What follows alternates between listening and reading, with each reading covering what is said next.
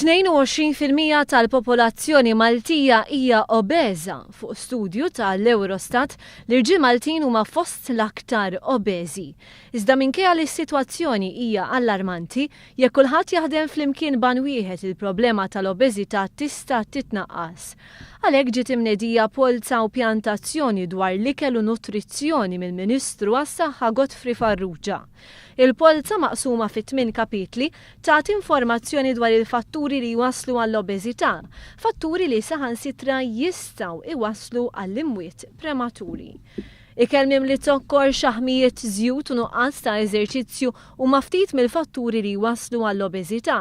Il-polza u pjantazzjoni tagħti pariri lill-uffiċjali pubbliċi u nutrizzjonisti waqt li tħeġġeġ lit-tobba u infermiera biex huma wkoll jibdew jagħtu pariri lill-pazjenti tagħhom fuq l-aktar dieta adattata lihom. Il-Gvern huwa kommess li jaħdem fuq il-problema tal-obeżità bil-għan li titnaqqas 4.3% sal-2020.